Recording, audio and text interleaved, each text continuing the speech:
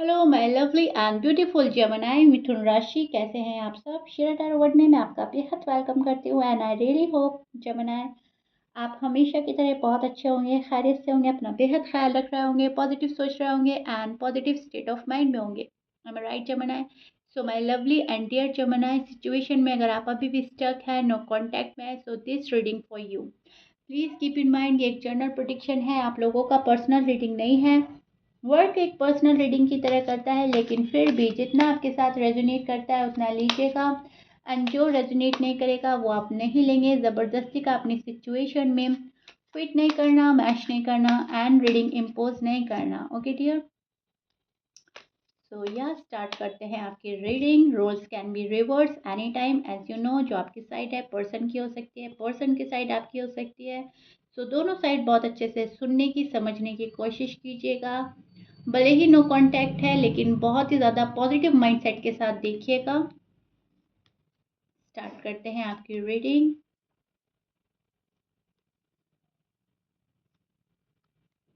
इसमें जो आपको मैसेजेस मिलते हैं गॉड की साइड से, जो गाइडनेस, जो अवेयरनेस मिलती है, आपने वो ग्रैब करनी है। ओके जी, see Jamna, this is your feeling and energy. अब मैं एक्सप्लेन करती हूँ एग्जैक्टली क्या हो रहा है आपकी लव लाइफ में, आपकी मैरिड लाइफ में। जमाना है, आप चाहते हैं कि अभी भी बात बन जाए, अभी भी बहुत ज़्यादा स्ट्रॉन्ग फीलिंग है किसी के लिए आपके मन में।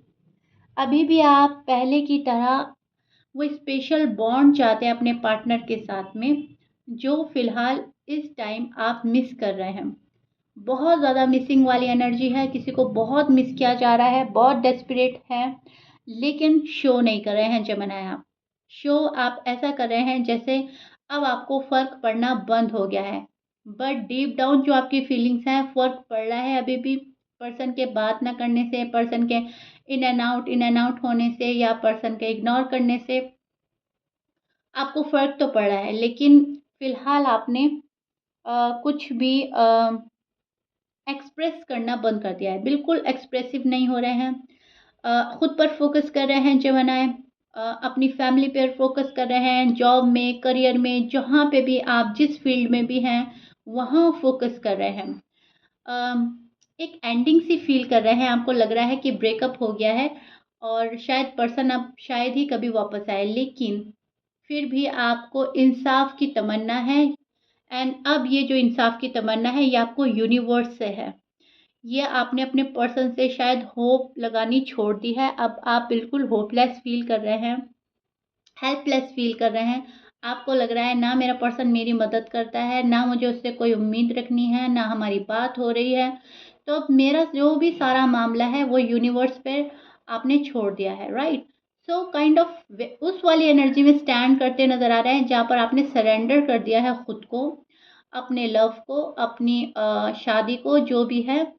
अब मामला जो है आपने छोड़ दिया है गॉड पर, क्योंकि आप जितना कर सकते थे जमानाएँ आपने किया। करने के बावजूद आपको कुछ भी नहीं मिला, तो वहाँ पर आप परेशान हो रहे हैं, अपनी फीलिंग्स छिपा रहे हैं, रिलेशनशिप आगे नहीं बढ़ा रहे हैं। आपने रिलेशनशिप को कहीं न कहीं साइडलाइन करके खुद पर फोकस करना शुरू कर दिया है।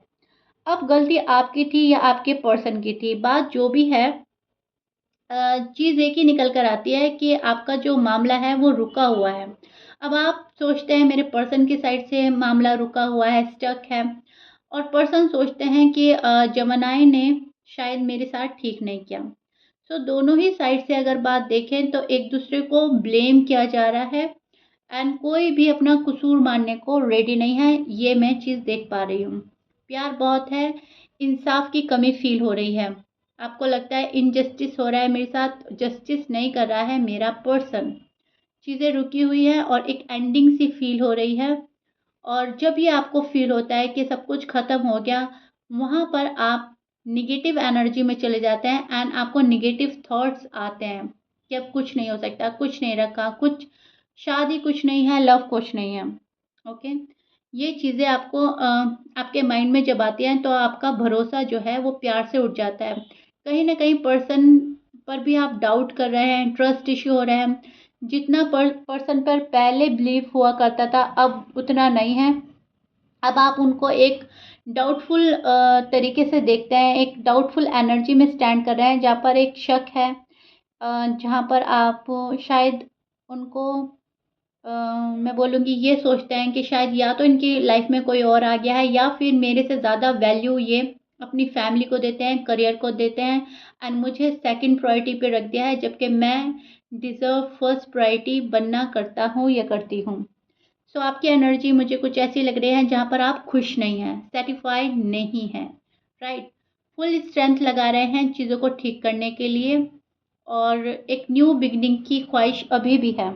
अभी भी आप चाह रहे हैं कि मामला संभलता है तो ठीक है, अगर नहीं संभलता तो बहुत सारे जमानाएँ मूव ऑन करने के बारे में भी सोच रहे हैं। क्योंकि ये जो नो कॉन्टैक्ट है, ये बहुत ज़्यादा डिफ़िकल्ट फ़ेज़ है आप लोगों के लिए। बहुत ज़्यादा शायद किसी ने टाइम ले लिया है, बहुत ही डिले कर रहा है अ, खुशियों को, कमिटमेंट को, शादी को, आपस में मिलना, बात करना। शायद आपके पर्सन डिले ही किए जा रहे हैं, एंड अब आप इरिटेट हो गए हैं, अब आप थक गए हैं। क्योंकि हर चीज़ की एक लिमिट होती है, एंड आपके पर्सन शायद ये वाली लिमिट क्रॉस कर रहे हैं। एम आई राइट जमाना? ये वाली चीज़ें मैं पिक कर पा रही हूँ आपका नो कॉन्टैक्ट में, ये आपका हाल चल रहा है। जहाँ पर एक डिससैटिस्फैक्शन है, जहाँ पर एक बहुत ओवरथिंक कर रहे हैं शायद आप चीज़ों को लेकर, पर्सन को लेकर, अपनी लाइफ को लेकर, अपने रिलेशनशिप को लेकर। जब हम ज़्यादा ओवरथिंक करने लगते हैं, एंड चीज़ें ठीक होते हुए भी हमको कहीं न कहीं गलत लगने लगती है। पॉज़िटिव होते-होते जब हम नेगेटिव एनर्जी में चले जाते हैं, तो कहीं न कहीं अच्छी चीज़ें भी बुरी लगने लगती हैं। तो अगर आपके पर्सन आप ही के लिए शायद दूर हुए, शायद अपनी फैमिली को मना रहे हैं या करियर में फ़ोकस कर रहे हैं, तो आपको कहीं न कहीं वो भी परेशान कर रही है चीज़ें। आपको लग रहा है ये मेरे लिए नहीं हो रहा है, ये पर्सन की अपनी चॉइस है, एंड वो अपनी चॉइस से ही मुझसे दूर हुए हैं। तो आपको ये वाले ख़्याल आ सकते हैं जमानाए, एंड आ रहे हैं बहुत सारे जमानाए को, लेकिन अ, आपको ज़रूरत है बहुत अच्छे से सोचने की, समझने की, कि सामने वाले पर्सन का हकीकत क्या है? क्या है रियलिटी? क्या वो आपकी वजह से दूर हुए हैं, या कोई प्रॉब्लम है जो दूर हुए हैं? ओके? तो इन चीज़ों को आपको समझना होगा पहले, एंड फिर कोई डिसीज़न बनाना होगा। क्योंकि यहाँ पर आप बहुत ज़्यादा ओवरथिंक कर रहे हैं, और जब हम हद से ज़्यादा सोच लेते हैं तो थोड़ा गड़बड़ा जाते हैं। आपके पर्सन की साइड देख लेते हैं जमानाए, तो बात बिल्कुल क्लियर हो जाएगी। आपको समझ आ जाएगा कि वहाँ पे क्या चल रहा है और आपको क्या करना चाहिए, राइट?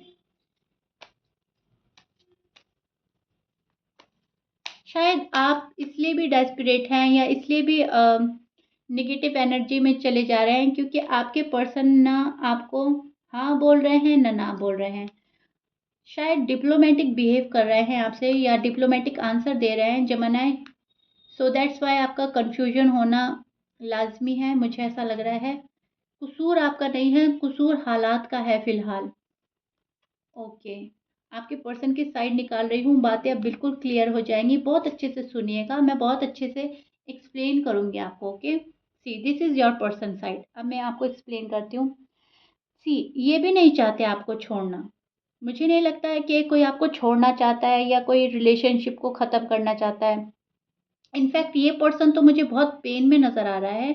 यहाँ पर ये पर्सन के ऊपर बहुत बर्डन है, जमानाए जो भी आपके पर्सन हैं। फैमिली प्रेशर हो सकता है शायद, एंड इनको पता है कि जिस टाइम इनको बहुत ज़्यादा सीरियस होने की ज़रूरत थी, ये सीरियस नहीं थे, और जब ये सीरियस हुए तो शायद आप उतने सीरियस नहीं रहे जमाना है। ऐसा कुछ सीन नज़र आ रहा है मुझको। यस, ये पर्सन अपने आप को हील करने में लगा है। ये अपने पेन से, अपने दुःख से बाहर निकलना चाहता है। इस पर्सन को किसी चीज़ का दुःख है बहुत ज़्यादा, किसी चीज़ का प्रेशर है बहुत ज़्यादा, तभी इस पर्सन ने आपसे मुँह मोड़ा है कुछ टाइम के लिए। सी ये परमानेंट नहीं है जमाना, प्लीज़ कीप इन माइंड। ये एक पॉज़ आया है आपकी लव लाइफ़ में, आपकी मैरिड लाइफ़ में, जहाँ तक मैं देख पा रही हूँ। क्योंकि एक फायरी, एक पैशनेट एनर्जी है जो आपके टूवर्ड्स आना चाहती है, एंड कोई है जो अपने आप को रेडी कर रहा है आपके पास आने के लिए, जो आपको as a king, as a queen देखता है, जो आपको एडमायर करता है।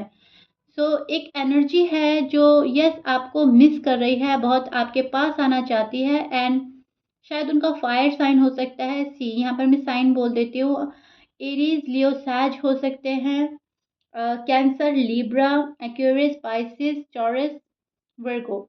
ये आपके पर्सन के साइन हो सकते हैं, but please keep in mind 12 sign में से कुछ भी हो सकता है। मैच कर रहा है बहुत अच्छी बात है, मैच नहीं करता doesn't matter. But yes Gemini, कोई आपको मिस तो बहुत ज़्यादा कर रहा है। ये आपसे शादी करने के लिए प्रे कर रहे हैं बहुत ज़्यादा। ये अपना दुख रिलीज़ करने के लिए प्रे कर रहे हैं बहुत ज़्यादा। अगेन एंड अगेन आप इनके माइंड में चलते रहते हैं एंड ये कोई पास्ट की गलती रिपीट नहीं करना चाहते, सो दैट्स वाई ये थोड़ा सा खामोश हो गए हैं, साइलेंट ट्रीटमेंट दे रहे हैं। अपने आप पे फोकस कर रहा है आपका पर्सन एंड ये किसी चीज़ का इंतज़ार कर रहा है, शायद ये आपके ऑफ़र का इंतज़ार कर रहा है, बहुत ज़्यादा रूठा हुआ है। इनको ऐसा लग रहा है जो चीज़ें आपसे मिलनी चाहिए थी वो आपने दी नहीं है। अब वो कमिटमेंट हो सकता है, सैटिस्फैक्शन हो सकता है, लव हो सकता है, अगर ये आपसे पैम्परिंग चाहते हैं वो हो सकता है। जो भी चीज़ ये आपसे एक्सपेक्ट करे बैठे थे, आपने उनको वो नहीं दी, उस चीज़ का गम है इस पर्सन को, उस चीज़ का दुःख है एंड ये एक रूठे बच्चे की तरह बैठा है, जो आप ही के ऑफ़र का इंतज़ार कर रहा है। एंड जब हम किसी के ऑफ़र का इंतज़ार करते हैं, तो हम सिर्फ़ वेट ही करते हैं, हम सामने से नहीं जाते। सेम आपके पर्सन के साथ हो रहा है, आपके साथ हो रहा है। पर्सन आपका वेट किए जा रहे हैं, आप पर्सन का वेट किए जा रहे हैं। यहाँ पर दोनों स्टबर्न पड़े हैं, स्टबर्न बने पड़े हैं एंड कोई भी आगे नहीं बढ़ रहा है। सो दैट्स व्हाई चीज़ें आप लोगों का मुझे रुका हुआ नज़र आ रहा है। लेकिन येस, ये पर्सन आपको बहुत मिस कर रहे हैं एंड आपके ऑफ़र का इंतज़ार कर रहे हैं। वेट एंड वॉच की एनर्जी है, कब क्या होता है, जेमिनी क्या करते हैं, क्या नहीं करते, शायद ये वो देखना चाहते हैं एंड ये आपसे इस टाइम बहुत, बहुत, बहुत ख़फ़ा नज़र आ रहे हैं, बहुत ज़्यादा नाराज़गी है, मन में किसी बात को लेकर बैठ गए हैं, मन से इनकी कोई बात निकल नहीं रही है। अब वो लड़ाई है, आप लोगों का झगड़ा है या फिर इंटेंशनली, अनइंटेंशनली आपके मुँह से कोई वर्ड निकला है ऐसा जो इस पर्सन के दिल पर जाकर लगा है एंड ये एक रूठे बच्चे की तरह बैठा है और आपके ऑफ़र का इंतज़ार कर रहा है, सॉरी अपोलोजाइज़ का इंतज़ार कर रहे हैं। लव ऑफर का इंतज़ार कर रहे हैं, कमिटमेंट का इंतज़ार कर रहे हैं, कुछ ऐसा है जिसका ये वेट कर रहा है एंड ये शायद ये भी हो सकता है कि ये सही राइट टाइम का वेट कर रहे हैं कि कब हमारे लिए सही वक्त होगा और तब डिसीजन लिया जाए तो बेहतर है। ओके, सो जेमिनी, अगर बात करें आपके पर्सन की तो इस पर्सन का इंटेंशन अभी भी ये रिश्ता फिक्स करने का है, ये रिश्ता रीबिल्ड करने का है, ये रिलेशनशिप को फिक्स करना चाहते हैं, वापस से एक नई शुरुआत चाहते हैं। आपकी लाइफ में ये पर्सन आना चाहता है।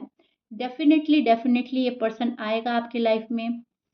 अ, जो आपके एक्स हैं या आपको जो छोड़कर गए हैं, वो पर्सन वापसी करना चाहता है, लेकिन उस कंडीशन में जब आप सामने से पहल करें या फिर आपके साइड से कुछ इस पर्सन को हिंट मिल जाए।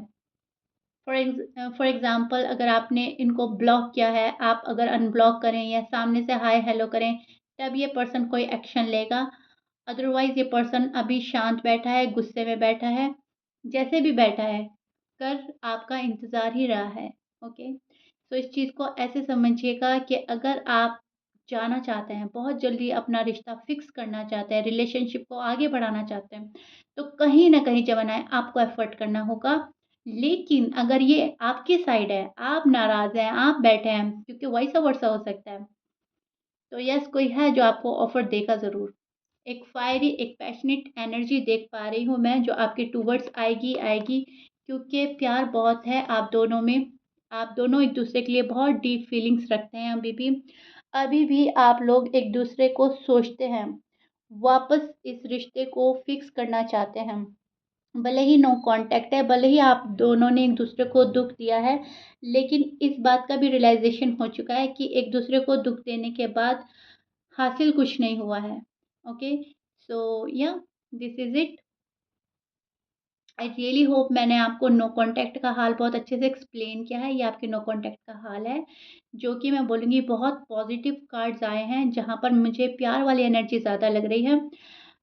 सो yeah if you like it then please like, share, subscribe कर दीजिएगा। मिलते हैं जेमिनी आपकी नेक्स्ट रीडिंग में। Till then bye bye and stay blessed.